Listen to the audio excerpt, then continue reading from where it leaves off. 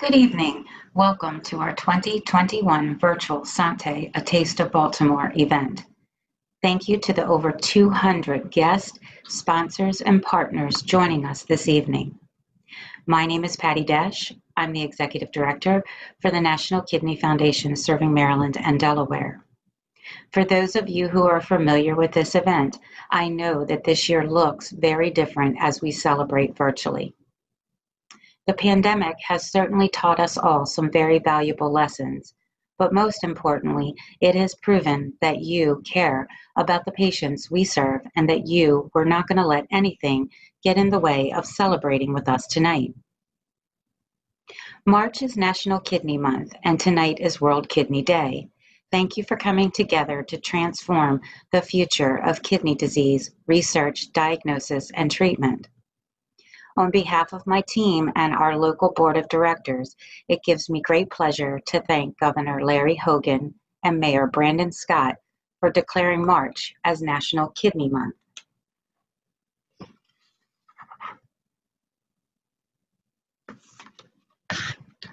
Those impacted with kidney disease continue to be faced with a major health concern right here in our community.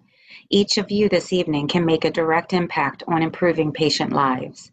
Tonight, I ask you to please stand together as one community united to raise at least $20,000 for the National Kidney Foundation through our auction and mission moment opportunities. An estimated 37 million adults, that's 1 in 7 or 15% of the adult U.S. population, are estimated to have chronic kidney disease, but most don't know they have it. Approximately 1 in 3 adults with diabetes and 1 in 5 adults with high blood pressure may have chronic kidney disease. Approximately 23,000 Americans received a kidney transplant in 2019, while about 100,000 Americans are waiting for one.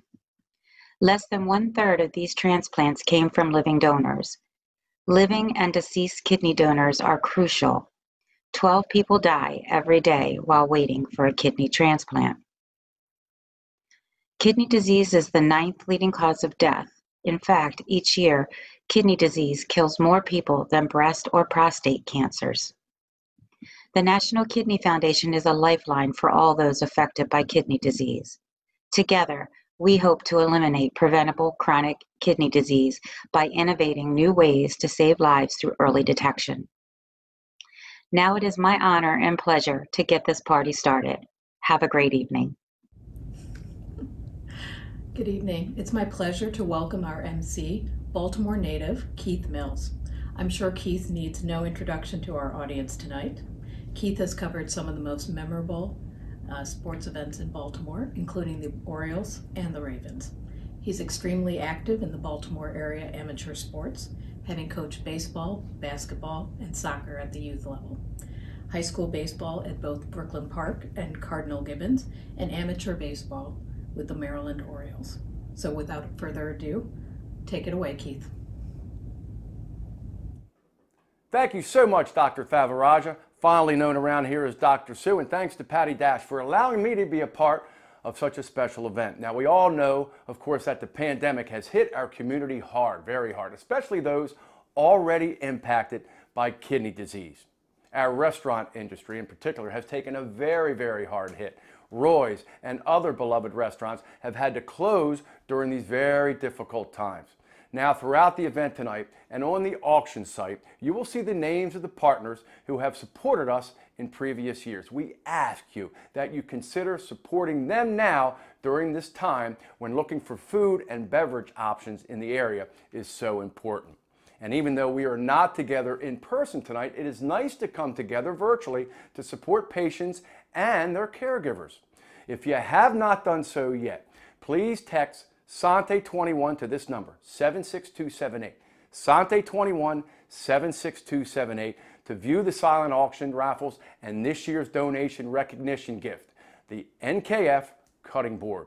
When the National Kidney Foundation, serving Maryland and Delaware, hit pause on Sante last March, Caesars Horseshoe Casino in Baltimore stepped up in a big way to help local patients by providing a generous donation of the gourmet pizza kits that many of you received tonight. The gourmet pizza kit, along with the adult beverages and the dessert from Bertucco's Bakery in Hampstead, will hopefully provide you a nice dining option for the evening. Right now, I would like to welcome in Executive Property Chef Samantha Love of Caesars Horseshoe Casino in Baltimore to explain a little bit more about your meal kit. Welcome everybody, and thank you so much for joining us today, March 11th, for National Kidney Foundation's event. My name is Chef Sam, and y'all are joining me here at the Horseshoe Baltimore, located at 1525 Russell Street. We are in one of our gorgeous restaurants located here on the second floor, about to show you how to build the perfect pizza. And hopefully, from learning this, y'all are going to enjoy making pizzas in the future as well as tonight. So please join me as I show you how to build it. Here we have our beautiful little dough ball. It's been sitting out for about an hour to proof up a little bit so it won't be so tight as we stretch it out. I'm going to start with a little bit of flour on the bottom. You can use pizza, you can use all-purpose. Any works, right? The whole point is not to have too much flour or you'll burn your crust, but you want enough to help so it doesn't stick. So we're just going to keep on pushing out our dough from the center out, right? So you can flip it a couple times and push it out with the tops of your fingers. You don't want to put too much pressure where you'll rip it, but you want enough where you can stretch out and give your dough a little bit of life. And if you feel like it's sticking, add a little more flour. You can always dust it off at the end, just you want to make sure you don't have too much. So the next thing I'm going to do, after I push it out with my fingertips, is I'm going to take my hand right here, the 3 fingers, and the other 3 fingers, and just kind of stretch it. A little bit of pressure with my left hand, and stretching with my right hand. And it'll help just like stretch out your dough. We're almost there. Be careful not to rip anything, but if you do rip it, it's not the end of the world. Say you get a little rip, right? Because you do have a couple of air bubbles in your dough. It's inevitable. You take it, you pinch it, and you just close it up like it is nothing happened, right? No one will even know. So keep on stretching until your dough gets the size you want. And we're gonna flip a little bit because this gives your dough a very, very nice stretch without the possibility of ripping it. Because it's gravity doing the work, right? Your gravity is doing everything for me right here. So once my dough hits the size I want, you can even use your knuckles. So I'm using my knuckles right here and I'm stretching with my knuckles.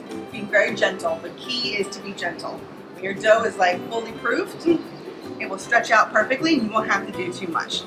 So now my dough is about where I want it. What I'm gonna do next is to grab with my paddle. So I'm gonna put a little bit of flour down here on my wood paddle and knock it off because I don't want the extra. And then we're going to add our dough onto our paddle. Once it's here, we will start topping it. And we're going to just sauce it all over, right? As much sauce as you want. You can use as little or as much as you want. I'm not a big sauce person, so I'm just gonna do a little bit. Be careful though.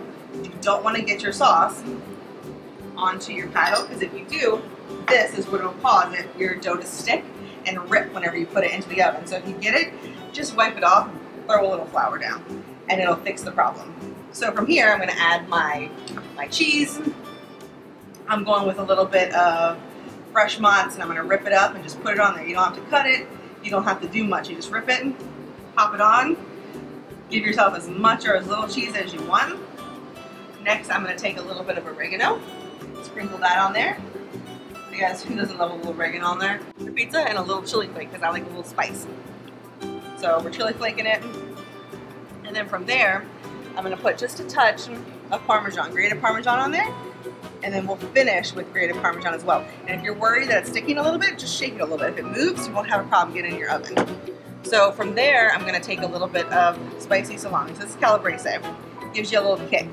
I'm a fan of a little kick. You don't have to be. You can use big plain salami, you can use pepperoni. You don't have to have meat at all. So we're gonna arrange that on there however you feel like it. And then I'm gonna add some of these beautiful roasted mushrooms and some lovely caramelized onions. I'm gonna throw a little bit of fresh basil on at the end when it comes out and a little more Parmesan. So once we get here, we see that we're ready, we slide, and we're gonna go on into the oven.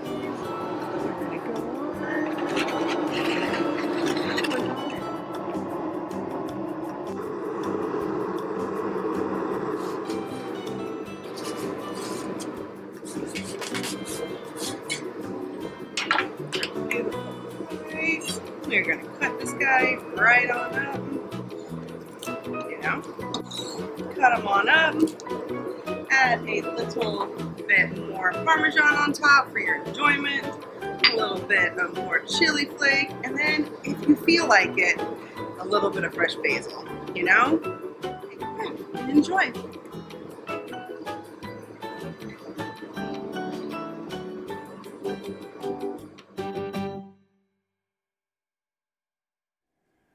Thank you so much, Chef, and thank you to Caesars Horseshoe Casino in Baltimore. Your commitment to our local community is outstanding, and we all cannot wait to hold our future Sante events in person at your outstanding location in Baltimore. I would now like to introduce Dr. Meredith Atkinson, an Associate Professor of Pediatrics at Johns Hopkins University School of Medicine and a National Kidney Foundation Serving Maryland and Delaware board member. Hi, everyone. It's my very great privilege tonight to be able to tell you about a young man named Zion and his mom, Patty. Zion is a 13-year-old teenager. It's actually really hard for me to say that and hard to believe he's a teenager because he's been getting his care here since he was an infant. But Zion and his mom have given us permission to share their story. Some of you may have actually met Zion and Patty if you attended the last in-person Sante, which was in March of 2019, because they were there and I know they did share their story with some people at that event. He and his mom are undergoing a move to another state right now and so are unable to join us tonight. Zion was born healthy, but unfortunately contracted an infection in infancy, which led to overwhelming sepsis and required a prolonged admission to the pediatric intensive care unit, during which his kidneys failed and he required initiation on chronic dialysis. In addition, however, he developed other complications and needed to have his hands and feet amputated as well. He ultimately recovered and was discharged home on chronic dialysis, which his mother provided for him, his mother who has taken heroic and amazing care of him throughout his life. But what dialysis meant for Zion was that for 8 to 10 hours every night, he was hooked up to a dialysis machine every single night without fail.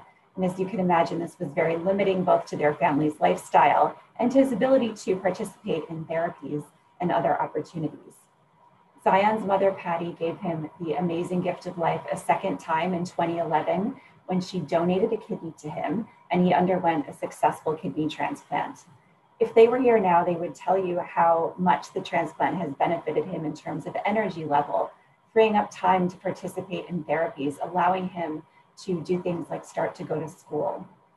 But Zion's kidney transplant also offered him another amazing opportunity. And in 2015, he became the first child in the country to receive bilateral hand transplants. Part of the reason Zion was eligible for this was because he already had a transplant and so was already on all of the medications that would be required for immunosuppression to ensure that he didn't reject his hands. Again, the transplant was transformative. Zion can write, he can participate in school, but most importantly, at least according to Zion, the transplants have allowed him to participate in boxing because as he would tell you if he were here, Zion would like to be a professional boxer when he grows up. I'm not sure how his hand doctors feel about this. In any case, we wanted to share his story and to reveal once again how amazing the gift of life in the form of kidney donation can be. Hopefully Zion and his mother will be able to join us at this event next year. Oh, thank you so much, Dr. Atkinson, for connecting us with such an amazing patient and an amazing story. We are forever grateful for the work that you and so many of our medical professionals do daily to care for the most vulnerable of patients, the kids, our children. And Zion, you, my friend, are an inspiration. Your determination and your spirit lifts us all. And I know one person who was especially motivated by your story and your love of boxing. That person is Damon Nicholson. You may have heard of him. Damon is a local boxer with some big goals, not just his professional goals, but his personal goals as well of helping others and sharing his story and his mission. If you joined me for the kidney walk back in October, we first introduced you then to Damon, and we have asked Damon back tonight to share more of his story and his commitment to the kidney community.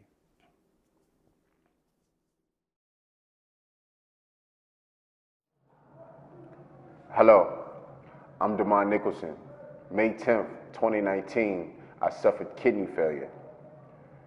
I was informed by the doctors that I was near death. Yes, me, 26 years old, near death due to kidney failure. I was healthy in the prime of my life, and then I was fighting for my life. I'm proof that kidney failure affects everyone of all ages.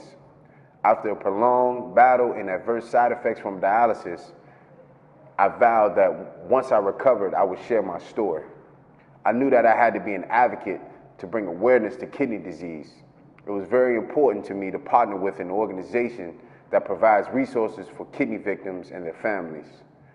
That's what motivated me to partner with the National Kidney Foundation. My mission is to educate young kids and their families about the importance of kidney health. The journey to healthy kidneys starts with drinking plenty of water, maintaining a healthy diet, and staying active. These are just a few steps that can be done to maintain proper kidney health. However, there are several underlying health conditions that contribute to kidney failure. Conditions such as diabetes, high blood pressure, cancer, and COVID. If you suffer or are at high risk for any of these conditions, then it's a good idea to have regular kidney function tests done. Our foundation's mission just got broader and more critical, so there's still a lot of work to be done. In tough times like these, we're even more grateful for supporters like you who empower and inspire our daily work. Your generosity will ensure that the National Kidney Foundation maintains continuity of care and guidance for patients and their families. And for this, I want to personally thank you. Everyone affected by kidney disease thanks you. And most importantly, the National Kidney Foundation thanks you. Again, thank you so much, Damon. Thank you for your willingness to share your story and for being an inspiration to all patients and our community. Your message, of course, is an important one that we hope reaches our entire area with the support of everyone gathered here tonight. I know I will be certainly looking forward to your next televised fight coming up in April. Good luck on that. Our patients, of course, need your help. Our community needs information and people like Damon who are stepping up in a big way to advocate for them. Together, we can make a difference in the lives of patients, those at most risk, and just make Maryland and Delaware a healthier place to live, play, and certainly work. I ask you now to take out your cell phone right now, and you need to do it simply this way. Text GIVE followed by the amount of money to 76278. That's give your amount 76278. This donation will go directly to support our patients and those most at risk for kidney disease. It is estimated that 37 million Americans have kidney disease, but most do not know it until they are in the later stages of the disease. You can make a difference tonight. We can make a difference tonight. So go ahead, make your best gift if you can right now. Now, one of our sponsors, our great sponsors, no stranger to making a difference in our community, legendary McCormick and Company. They have been a Baltimore pillar since 1889. You really cannot talk about a taste of Baltimore without mentioning McCormick and specifically Old Bay. I would like to welcome Executive Chef right now and Director of the Culinary Department of McCormick and Company, Kevin Vetter, who has an amazing recipe to share with all of us right now that will have us getting out the Old Bay, which, by the way, is in your swag bag along with other delicious spices from our partner. Take it away, Kevin.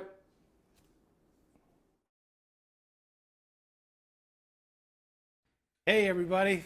Thank you for joining us at Taste of Baltimore on behalf of the National Kidney Foundation. It is such a pleasure to be with you tonight to share a great recipe. We're going to be cooking up tonight for you a blackened striped bass with an Old Bay esquites. Now, if you are not familiar with esquites is a traditional Mexican dish. It was like a corn salad. So it's charred corn with peppers, jalapenos, cilantro, and 2 secret ingredients that are just awesome. The first is Old Bay. The second is a little bit of mayonnaise, and there's actually one more, cotija cheese. So this is a great dish that's savory, it's a little spicy, and it's just so delicious. So I am really excited to share it with you. So let's get started. So the first thing that we want to do is we want to make our esquites, because we're going to let that cool just a little bit. Now I wanted to show you a really fun hack. When you're making esquites, you're going to take the corn off of the cob. There's another dish called elotes that you might be familiar with that actually is left on the corn. So for elotes, you would take the corn, grill it, then dip it or spread it with mayonnaise, and then finish it off with the cotija cheese. But for esquites, it's a little bit easier to eat when you're serving it with the striped bass. But I wanted to show you a really interesting trick on how not to make a mess when you're cutting off your corn. And it involves using a bunt pan and a sharp knife. Now, sometimes when you're cutting corn, whether this is to make a corn salad or a corn salsa, this esquites dish, or you just prefer to eat corn off the cob, when you're trying to cut it off, cobs go flying everywhere. This is, kernels go flying everywhere. This is a nice little hack that keeps things sort of tidy, not flying all over your cutting board. So you put your corn cob right onto the bunt pan and then just start to cut down. You might get a little bit of flyers coming out, but I can guarantee you that it will keep most of the corn right into the pan. So make sure that you don't cut too deep. You want to go through and make sure you get all the corn. On average, 1 cob of corn will get you about 1 cup of kernels. So we'll do the second one here. We're going to put this down. Continue to cut down. Now there's nothing better than summer corn. We are not in summer right now, but you can still find some really good fresh corn at your local grocers. Or if you can't find it, frozen corn is fine too. Grab a bag of frozen corn, let it thaw out before you start to make this recipe, and it'll be really good. Make sure you grab a nice sweet corn. So we've got about 2 cups of corn here that we're going to use for our esquites. Next, we're going to grab a bell pepper. So when I cut bell peppers, I have a fun little trick that I like to do, and it's just a matter of squaring off the 4 sides. What this does is it actually leaves all the seeds inside. There's a million ways to cut a bell pepper. This is the way that I like to do it. You can see that everything is left inside, no mess, no fuss. If you want to, trim down here, you certainly can to get all those great pieces. But you're leaving most of the ribs inside. So we're going to dice this up real quick. This would be like a small dice, maybe a 1/4 inch or so, because this will cook down a little bit. So as we cut through this, let me just walk you through the rest of the recipe. It's really important that when we go to cook the corn and the peppers together, we want to get a nice little bit of char on them. If this were the summertime and we didn't have snow on the ground, we could actually go out and take the corn and the peppers and just do them right on the grill, which would be fantastic. But we're going to do them in a saute pan here today. So we're going to take and we're cutting our bell peppers into nice even strips. When you're thinking about cutting and cooking things, uniform sizes are really important because then things cook much more evenly. So as we're cutting our bell pepper, we want to make sure that we're trying to have nice uniform pieces. And then this is the bottom of the pepper that we've just kind of squared off, cutting through this. And step 1 is done. So we're just going to put all of this right into our bunt pan. I'm guessing most of you have never used a bunt pan to prep veggies in. I hope you learned something. So now we're going to go over and we've got 2 tablespoons of butter, we've got our corn, we've got our red bell pepper, and we've got a nice hot pan over here. So we're going to take 2 tablespoons of butter. You can see that butter is immediately starting to melt and brown a little bit. Start to move that around, and it's fine if the butter starts to brown just a little bit because that'll add just a great flavor. When most of it's melted, we're going to go ahead and add in our peppers and our corn. We're going to spread it out so that you've got most of the surface area of the pan covered, and then we're going to leave it. And that's what's going to help us give that nice char to the corn. So So the next step of this recipe, once that corn is finished charring, we're going to allow it to cool for, just a few minutes to get the heat off of it. Not down necessarily to room temperature, but we want to take some of that heat. So we're going to come back. We've got a jalapeno here. I love jalapenos. I think the recipe calls for maybe 2 tablespoons. I'm going to add the whole pepper in there. Again, you can see that I'm using the same technique where I'm trimming down the sides of the pepper. That doesn't leave me with a ton of seeds, just a few seeds left on the board here that I can easily get rid of. We're going to cut this a little bit smaller. I love jalapenos. I love grilled, roasted, fresh jalapenos. We're going to cut this a little bit smaller in case you have some folks that aren't necessarily chili lovers in your family. They just get then a small bite. If you love jalapenos, you do you. If you want to put 2 jalapenos in, feel free. So we're going to chop this up into a fine dice or small pieces. And this is going to get added. This won't get cooked. We'll add this fresh into the corn salsa in another step.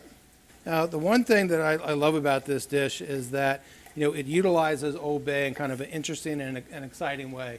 Blackening usually is a technique that you use a Cajun seasoning with, or there are Zatarain's has a blackened seasoning that we sell that's just absolutely fantastic. It's a great mix of garlic and red pepper and black pepper and chilies that really bring the flavor and the heat that you might expect.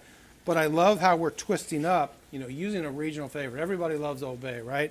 I've got at least 2 jars in my cupboard at home.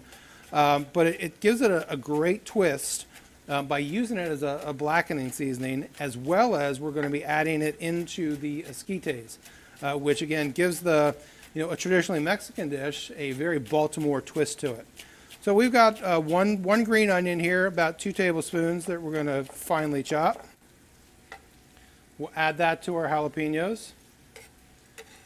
And then we're going to take a little bit of cilantro as well. I love cilantro, and that wasn't the case always. I really was not a cilantro lover for a lot of years. There is a trait where some people really get the flavor of cilantro as soapy and not delicious. For whatever reason, my palate changed over the years to where I really love cilantro now. So, in this dish, it is a key element, whether you're making guacamole or other salsas. Cilantro really brings that fresh green flavor to it and is a perfect companion to the jalapeno.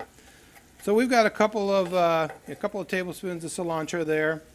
We're going to go ahead and add that in with our scallions and in with our jalapeno.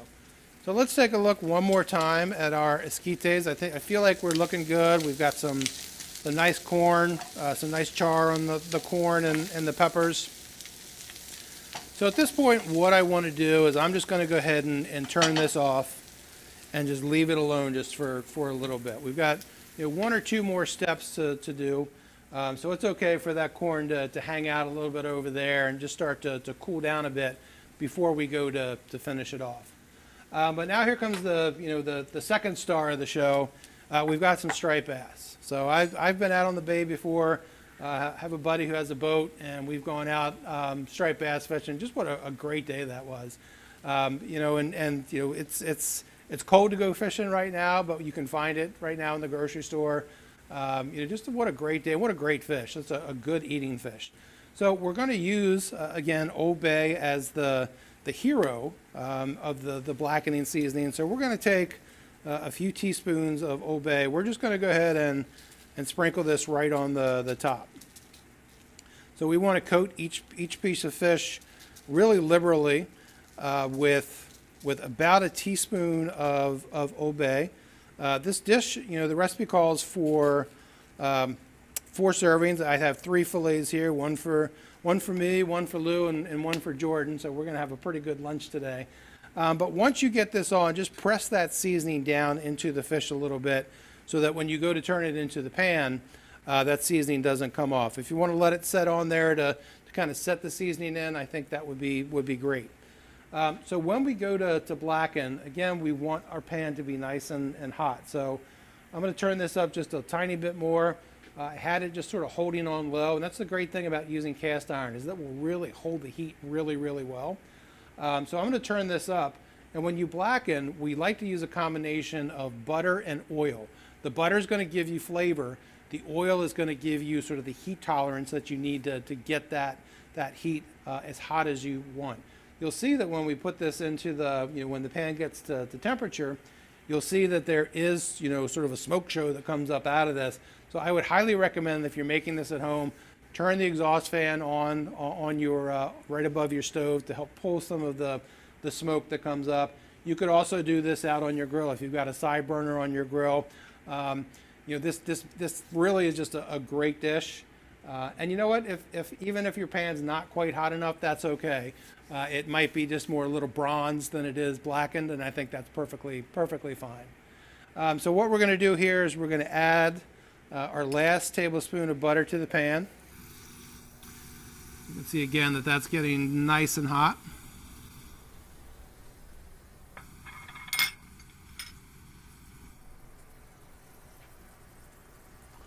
And then we're going to add a little bit of oil to the pan as well. So you're really looking to have, a nice bit of oil in the mixture of oil and butter. That's going to help your pan or your fish to not stick to the pan. Now I will say that when you go to add in your fish into the pan, you need to be really, really careful, because this oil is going to be super hot. And there is a technique that we always make sure that folks know, and this is something that I learned the hard way when I was a restaurant chef, is that I was working, it was a Saturday night, we were working hard. I put a piece of blackened redfish in and caught a little burn that stuck with me for quite a few years. So when you're putting something into hot oil, it's really important that when you put it in, you're actually putting the fish into the oil away and putting it in away from you. That way, if there is a little bit of splash, you're not going to have that issue of the oil splashing back on you. So here we've got the rockfish fillets. We're going to go ahead. One thing you don't want to do is crowd the pan. That's why I'm using a nice large 12-inch cast iron skillet. We're going to add the fish right into that, and then we're just going to let it set. The thing with blackening is that you don't really want to disturb that very much. You want to get that seasoning to form a nice crust on the fish. So resist the want to kind of move that around. Just let that crust form. Let it go 3 minutes, 4 minutes without actually using it. If you need to take a peek, don't pick it up and look at it. Just literally take a peek underneath to see if you've got that crust. So while our fish is blackening, we're going to go ahead and finish off our esquites. So to finish this off, of course, we're going to grab a little bit more Old Bay. We're going to add a teaspoon to this dish, sprinkle that in.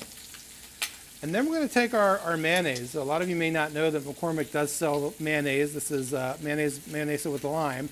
We are the #1 mayonnaise in Mexico, and this is available here in certain stores. So we're going to add about 3 tablespoons.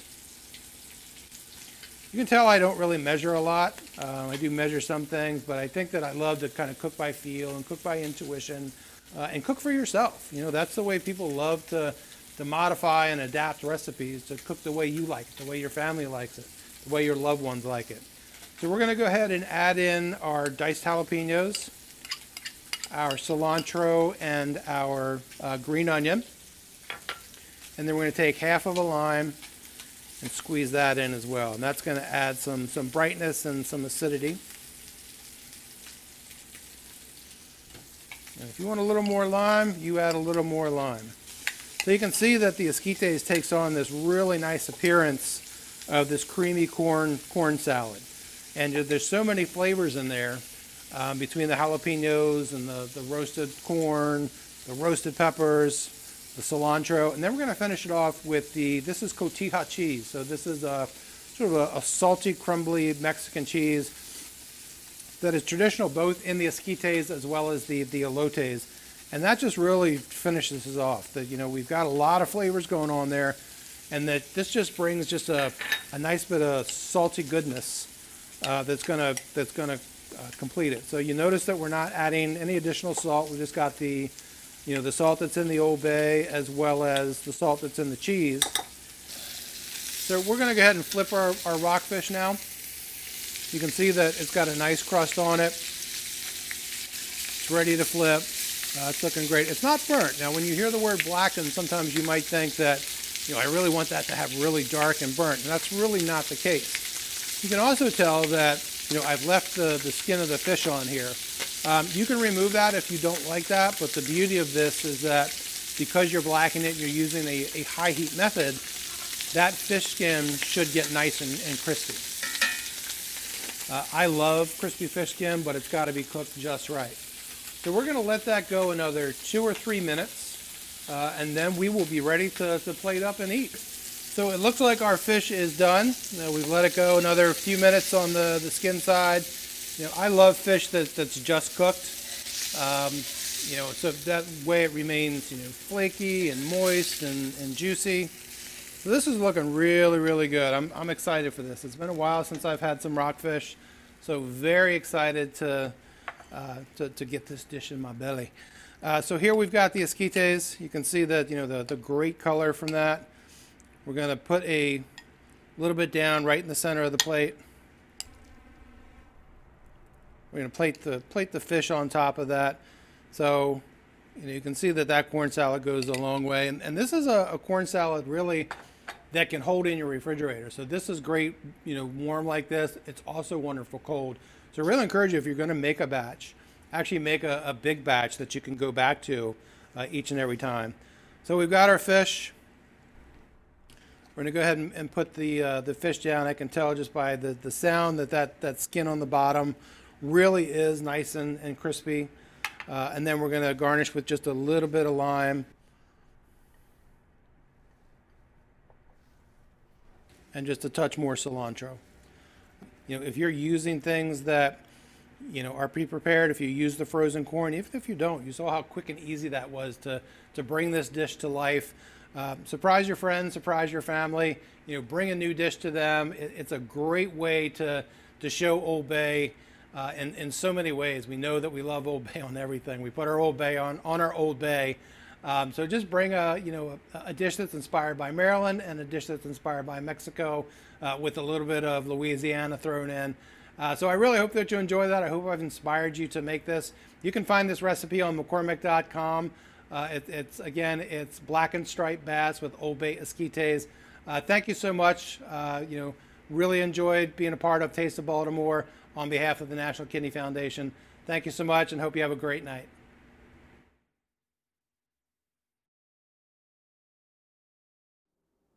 Thank you again to everyone at McCormick & Company. Your support of the community and specifically the National Kidney Foundation serving Maryland and Delaware means a lot to all those involved and to me personally. We thank you for all that you do, and I know you have created some fantastic meal options for myself and so many others who have joined us tonight. So once again, McCormick & Company, we say thank you. Now, each year at Sante, we take the time to recognize someone who is going above and beyond our community, someone who is dedicating their time and their talent and their treasure to helping those in need. The Art Pasquarella Award recognizes the outstanding accomplishments of a National Kidney Foundation volunteer who has demonstrated time after time after time significant dedication and commitment to our mission. Now, Mr. Pasquarella, for whom the award is named, is a local and national role model who inspires, encourages, and empowers other volunteers to achieve fundraising excellence and increase awareness of NKF's mission. Under his leadership, the National Kidney Foundation has led the way in developing innovative approaches to preventive health care and patient-centric research, removing barriers to kidney transplantation and increasing public awareness of kidney disease. His relentless commitment to all those affected by kidney disease and his passion to improve their lives continues to motivate volunteers and staff nationwide. And once again, it is my pleasure to welcome back Dr. Sante Favaraja to introduce the 2021 Art Pasquarella Award recipient. The work of the National Kidney Foundation focuses on increasing awareness about kidney disease, patient education, advocacy, and promoting research. Without the work of volunteers, none of this is possible. And we want to be mindful to thank all of our volunteers for all the hard work that they do. But there are some volunteers who go above and beyond and who have changed the lives of many in this kidney community. The Arthur Pascarella Leadership in Action Award, named after one of our national board chairmen, highlights that individual who, through their volunteer work, advocacy, promotion of the mission of the National Kidney Foundation, and dedication to their local chapter, has changed their local community. Tonight's recipient is well deserving of this recognition. In her many years as a dialysis nurse, she has taught and worked with numerous physicians, nurses, dietitians, social workers, and dialysis technicians. She brings an energy level and an enthusiasm which is unmatchable. She reminds us all that kidney disease is only part of that individual's life, and it shouldn't be their entire life. She encourages us all to work hard to make sure that patient is continuing to live their life to the fullest. As a volunteer for our local chapter, she has participated in numerous screenings, probably run most of the screenings on her own.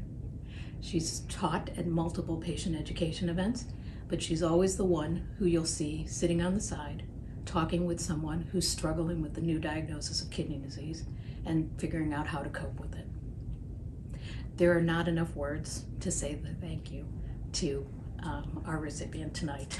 So it is my pleasure to present this award, the Arthur Pascarella Leadership in Action Award, to Seal Johnson.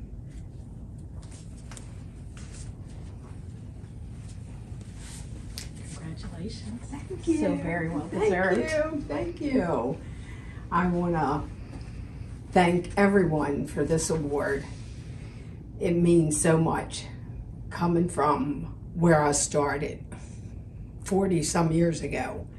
And all I could think about was helping and giving back.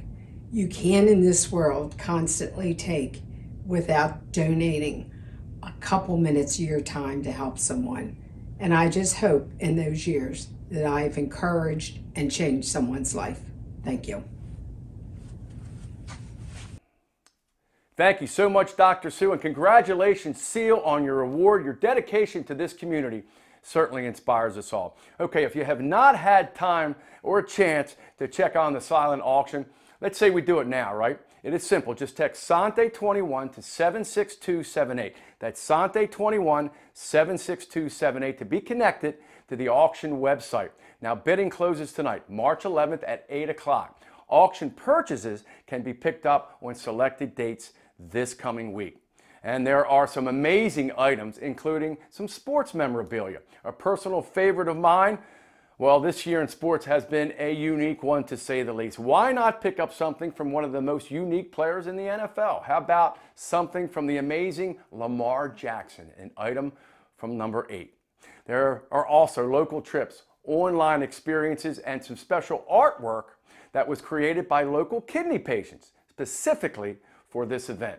You can also enter our raffle for the famous Wheelbarrow of Cheer, as well as purchase a hashtag win-win bag for $37 in dedication for the 37 million Americans estimated to have kidney disease. Each bag has a bottle of wine and a restaurant gift card that values at least $37, but many are valued at $50.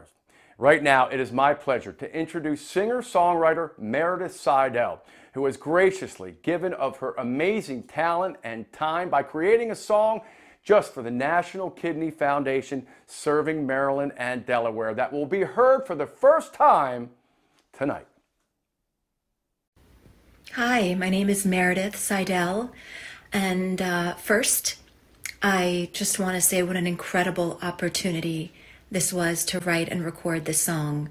When Kristen approached me, I didn't have to think very hard. I was like, yes, I'll do it. My daughter Lola is 15 and she's been struggling with chronic kidney disease her whole life. So needless to say, it was a pretty effortless undertaking for me to write this. I want this to be a song that not only inspires those who are struggling and gives them hope, but for those of us who can make a difference, those of us who can give, because there's so many ways that we can do so. We are the ones who can make the difference, truly. So I hope you enjoy it.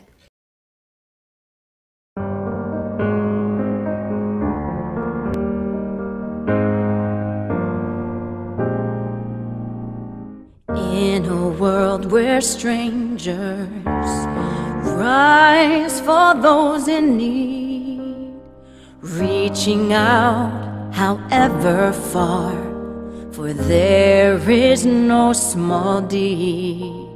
The strong will not be broken. The choice is always ours.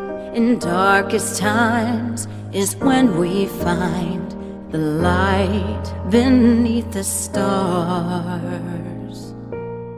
We are the ones.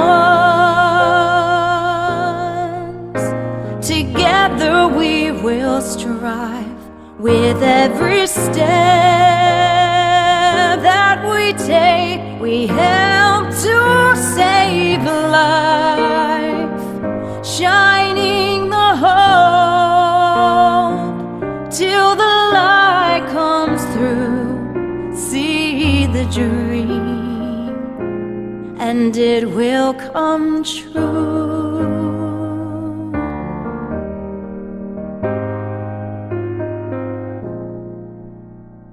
On and on the echo, the stories far and wide.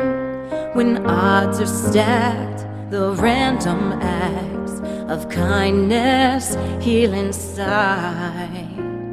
Love will lead the way for all that have to someone's home.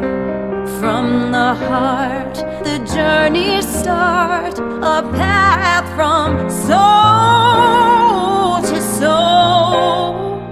We are the ones. Together we will strive. With every step that we take, we help to save a life, shining the hope till the light comes through. See the dream, and it will come true if we can always be the power and the prayer. Then they not just survive, but they will thrive with everyone. Oh, and so we are the ones. Together we will strive. With every step that we take, we help to save life, shining the hope till the light comes through. Stronger than we've ever been in everything we do. We are the light, that's why we count on you to believe and see the dream, so it will come true.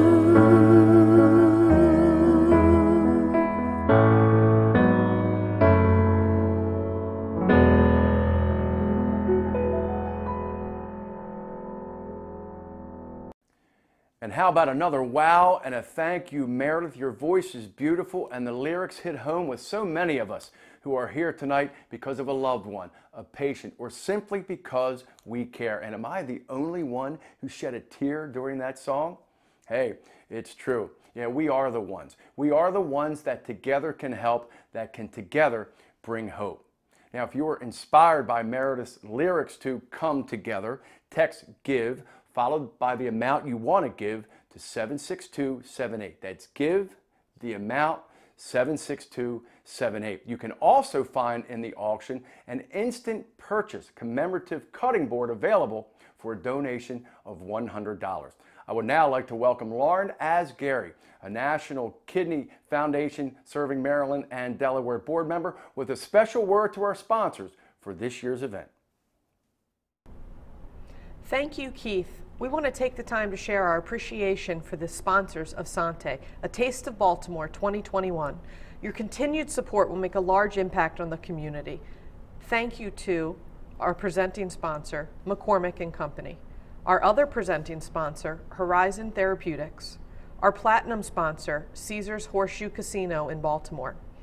Now let's move to our silver sponsors. A big thank you to CareDx, Johns Hopkins Medicine, University of Maryland Medical System. Now a thank you to our bronze sponsors. Thank you to Care First, Goodman Gable Gold Adjusters International, Mid-Atlantic Nephrology Associates, Nephrology Center of Maryland, Strategic Factory, and Veloxis Pharmaceuticals.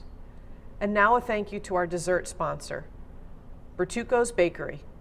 Thank you to all of our sponsors, participants, and silent auction donors. Your generosity during these unprecedented times is life-changing. It is life-changing to so many in the community who will be impacted by the work done by the National Kidney Foundation serving Maryland and Delaware. Thank you. And Lauren, thanks again so much, and thank you to all of our sponsors. None of us thought this is how we would be celebrating Sante, A Taste of Baltimore tonight, but even though it was virtual, I am still glad we were able to get together and able to come together for such an important cause that is close to my family and my heart. My father, George Mills, he passed away after a long battle with kidney disease just a few years ago. I'm here because of him, and I am here because of you. Together, we are the ones that can make change. And do not forget again tonight to go to the exhibit booths after our main presentation in a few minutes. They will be open until 8 p.m., as will the online auction. Stop by the virtual exhibit booths and be sure to thank our sponsors and learn more about the great things happening in our community with our partners and the National Kidney Foundation volunteers. Once again, it was an honor for me to be here. I'm Keith Mills. Thank you for joining us, and have a great rest of the evening.